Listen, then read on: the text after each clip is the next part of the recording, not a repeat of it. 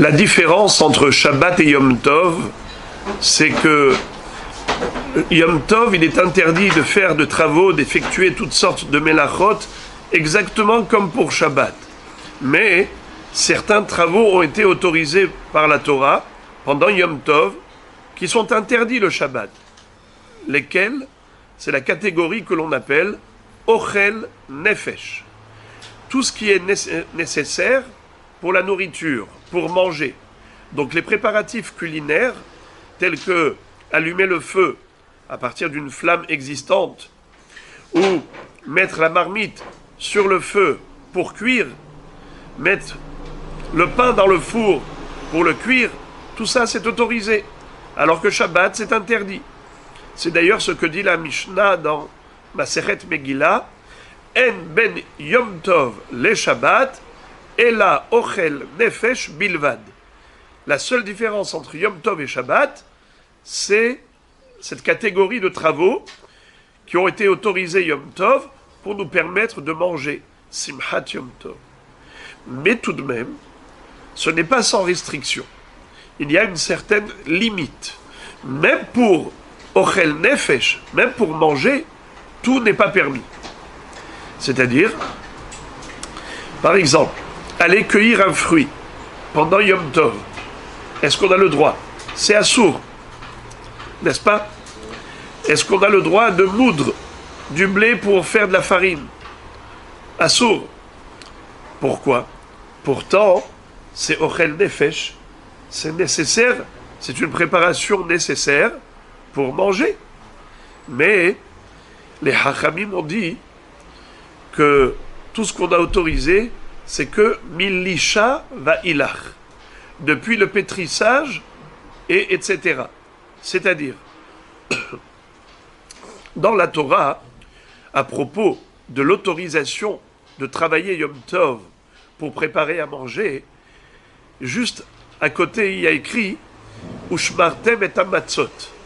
Quand vous allez pétrir les matzot, faites attention que la pâte ne fermente pas.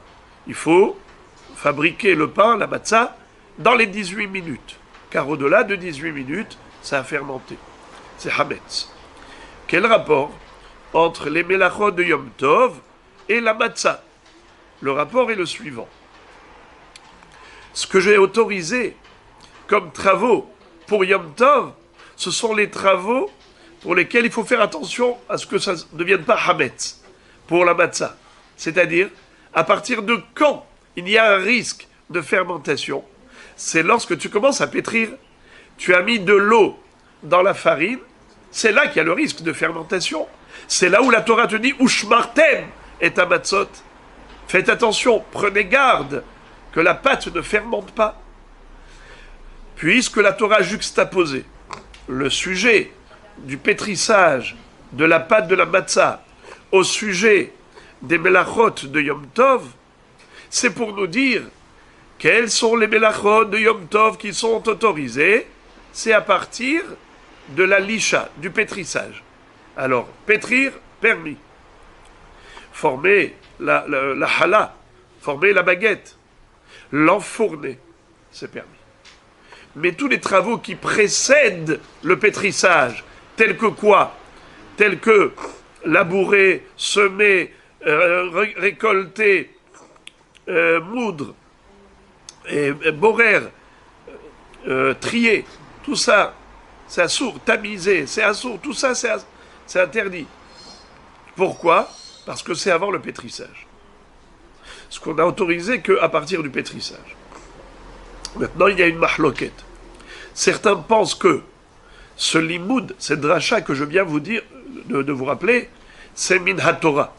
C'est mamash la Torah qui nous interdit ces travaux qui précèdent le pétrissage. Mais d'autres disent que non. Selon la Torah, tout est permis.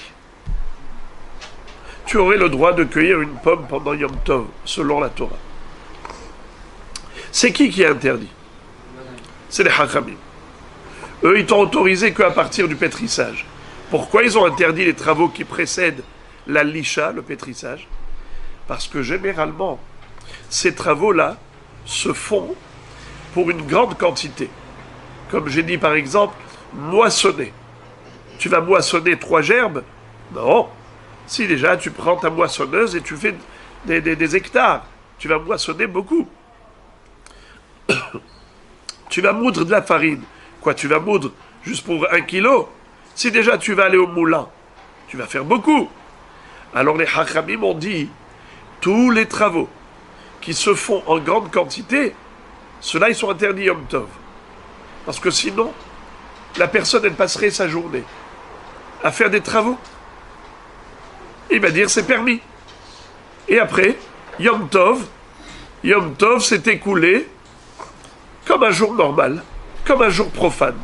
Alors que Yom Tov, c'est un jour où on doit se consacrer à la spiritualité, à l'étude de la Torah, à l'évocation des miracles que Akadosh Baruch Hu a réalisés durant ces périodes, Pesach, Sukkot, Shavuot, Matan Torah.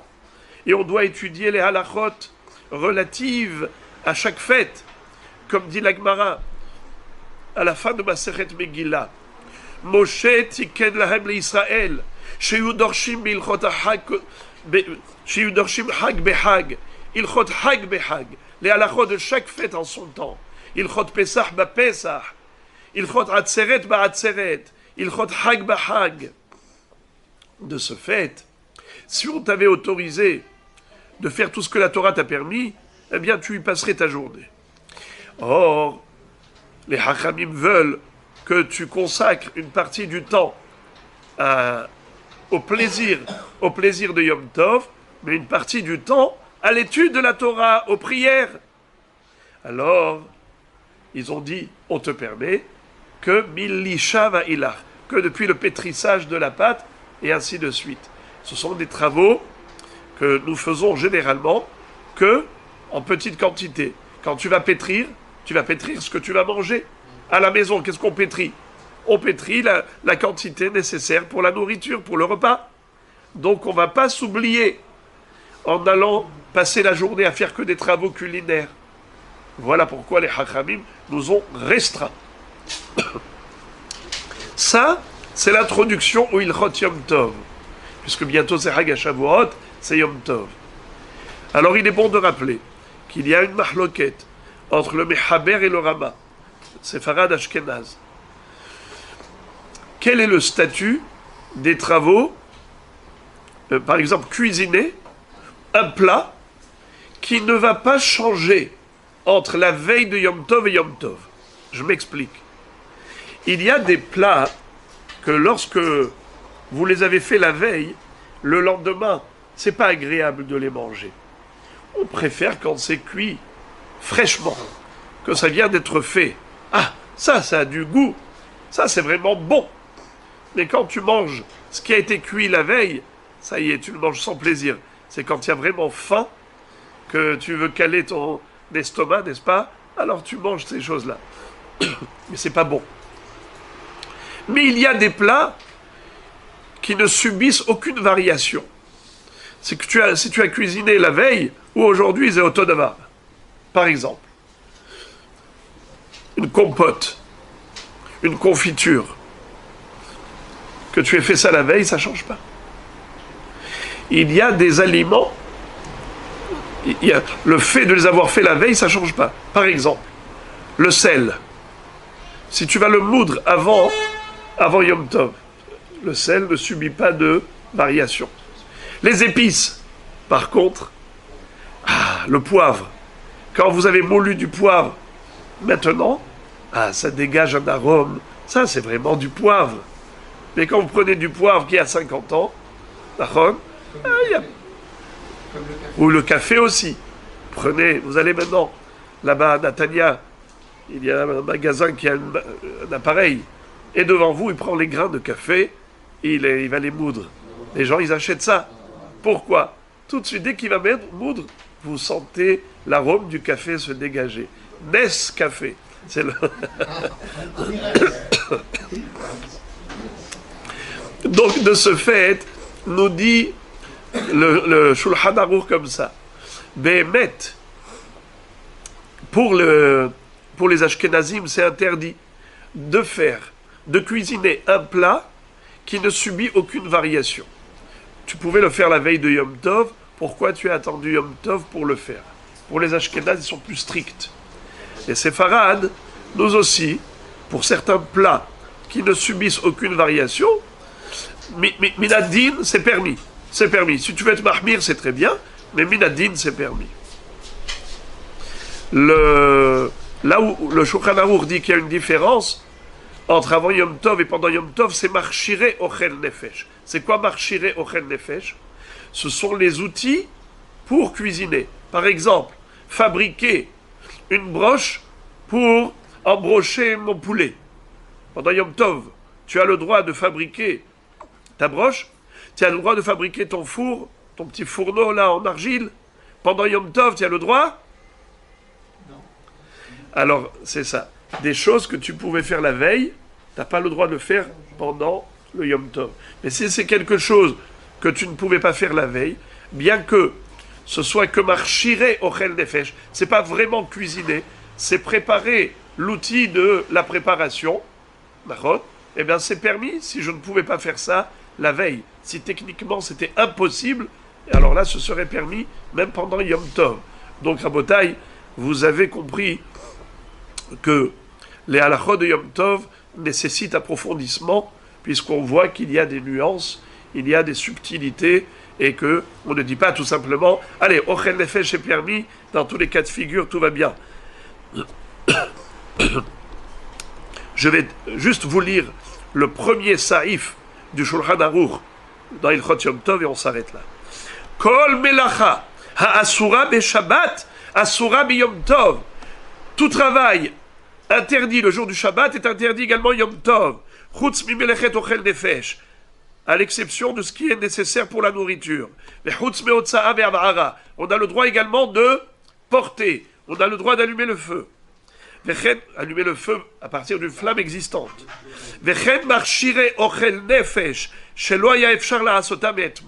Et également, préparer des outils nécessaires pour la cuisine, des outils qu'on ne pouvait pas fabriquer la veille. Maintenant, le rabbin pour les Ashkenazim va dire Veyesh mahmirin afilu beochel nefesh atzmo kol she'eno mefik ta'am klal im asao me'erev yom tov. C'est-à-dire que si c'est un plat qui ne subit aucune dégradation en le préparant la veille, comme j'ai dit la compote ou la confiture, eh bien, c'est assour pendant Yom Tov pour les Ashkenazim. Mihu, im lo asao me'erev yom tov yesh botzor yom tov, mutar la asoto alidei shinui.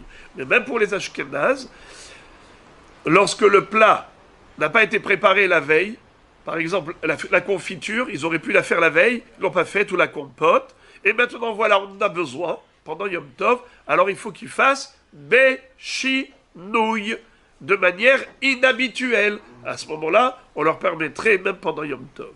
Borim tiyou, mechag sameach.